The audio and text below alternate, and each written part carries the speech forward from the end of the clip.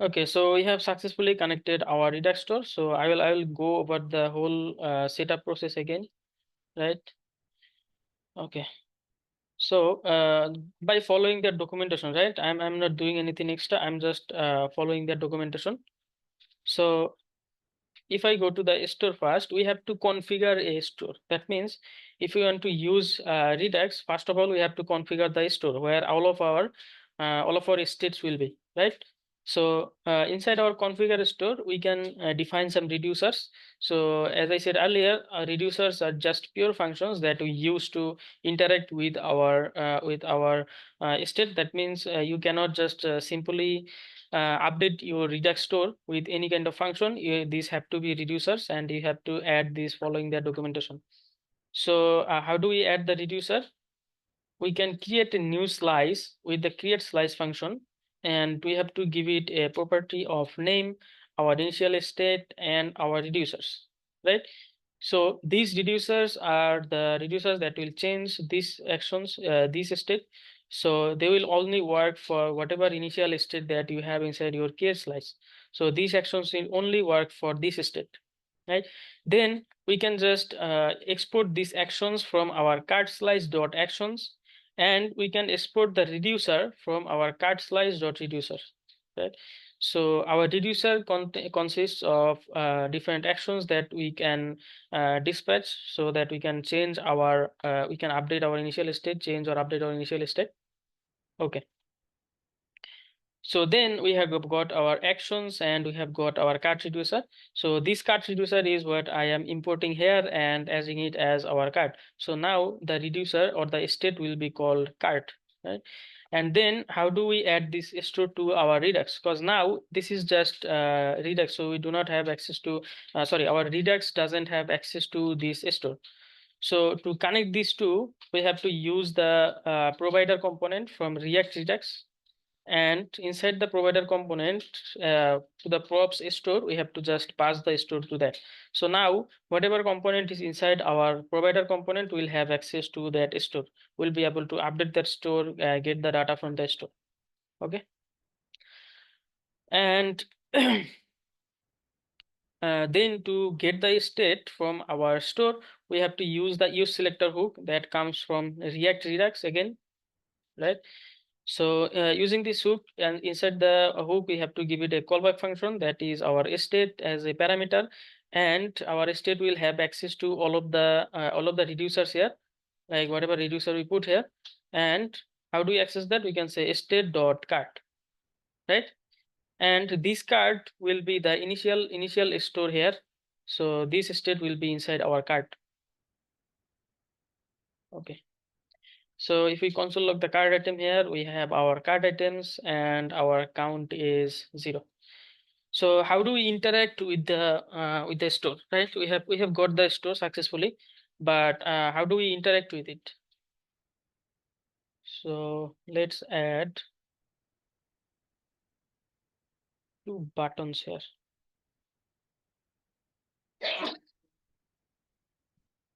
So behind the scene, if I go to utils, I have added some utility classes in this in our SCSS. So we do not have to write like classes even for some simple CSS properties, 1 or 2 CSS properties. So in here I have the flex, which is display flex. So that's what I will do here.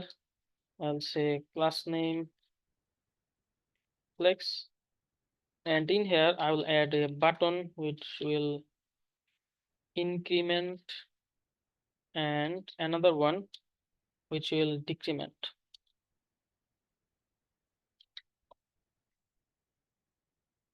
And I will also render the render the count here. So we'll have to say card dot count. And let's use optional chaining in case we have any errors. So let's go back.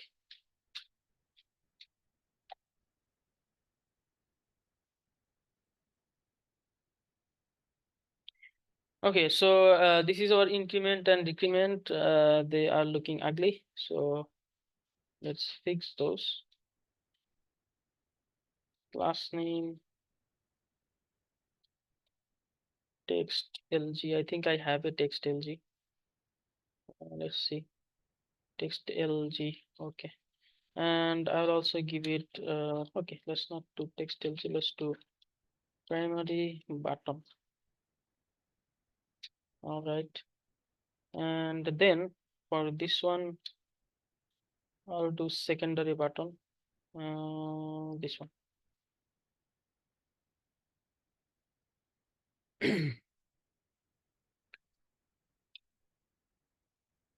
Okay, and I'll give it a gap of 4. And for this one, let's do H4, sorry, H2. So it is a little bit bigger. Okay, so you have our count, our increment button, and our decrement button. So how do we handle that? So we can say we can add a button class here, sorry, and function here. So on click, we'll do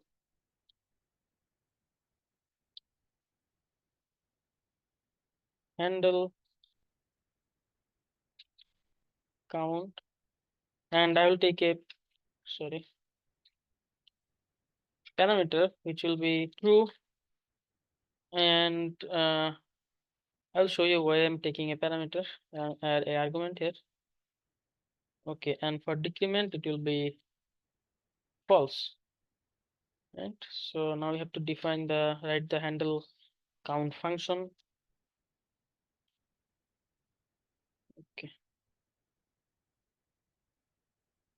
handle count, and parameter will say let's say action.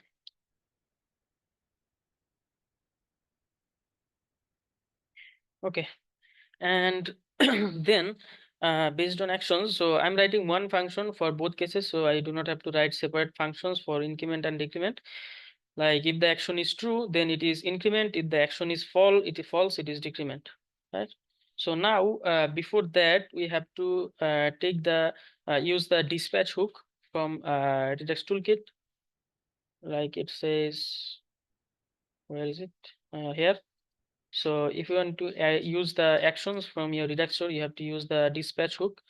So how do we use it? If you have used the use ref hook from Redux, React, it is the same way. We can just say const dispatch use dispatch. It will be coming from React Redux. Okay. So now this dispatch function, where is it? Where is it? Okay. So if action equals to true, it should increment, right? So we'll say this, sorry, dispatch. So what we have to dispatch is we have to dispatch the action. That is our increment count action. So inside the dispatch function, we have to give the increment as a callback function, right? The increment action. So count, right? Okay, and we have to call it, and else we can just say dispatch decrement count, right? Okay. Now we have to also import it. Okay. Now if we go back, let's see. Oh, I said discount instead of dispatch. Sorry. Okay. Let's increment. Okay, so it is working, right? So we can increment, we can decrement. So it is working. Now we could just do it with any simple React state, right? Any other state. So let's see what happens if we go back to our home page and then go back to another product page. Let's do this one. See, it is still there. Our increment and decrement, but our state is still there. It didn't reset the state, right? So if you used any React state, it will automatically remove the state or reset the state whenever that component is unmounted. That means whenever you are not rendering that component or removing that component from the UI, like if you go back to another route, that component is removed from the UI, and this whatever component you are rendering here will be mounted again. So if I go back, the state will be reset. But as we used our global state management, this is managed from our global at the top of the component tree. So now this state is not actually reset. But what if we reload? So now it is reset, right? If we reload, it goes back to our initial state. So imagine in case of our card functionality, right? So we can add to cart from here. Okay, what is happening? Production. Oh, it will be product.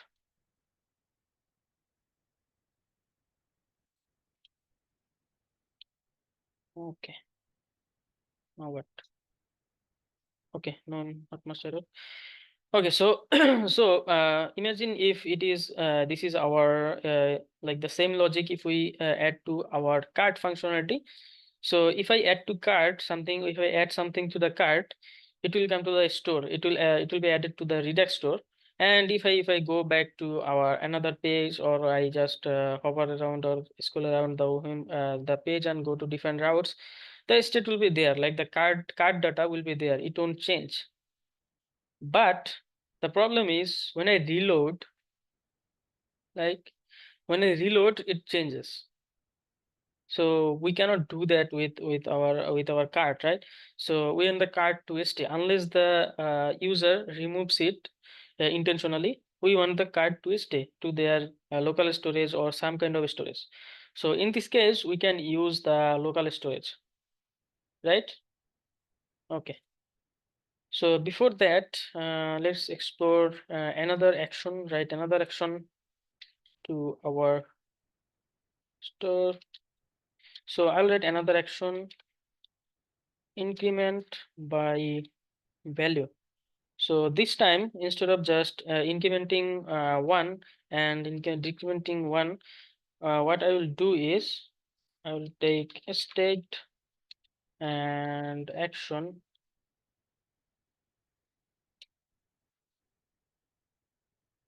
So state dot count will be state dot count. But this time, instead of just adding plus, I will just take some payload from our actions. That means we are just not just going to call it. We'll be adding some what is it? We'll be adding some parameters here also. So that means we'll be adding some sending some data to our reducers, sorry, to our actions, so that our reducer can manage our state based on that data. So how do we get the data? We get the data as a action payload. That means we can say action dot payload, and inside the payload we will get the data whatever we are sending here, sending from our actions as a parameter, right? So if I just console log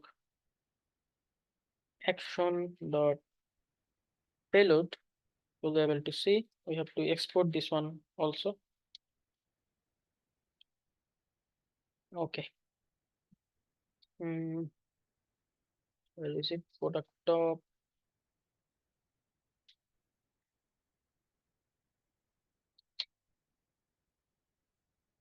Increment by value.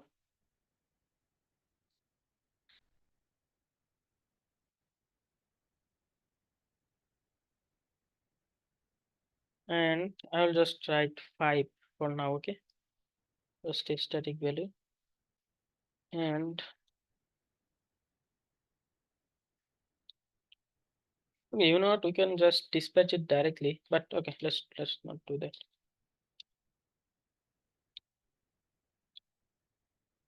Okay, now we can say dispatch increment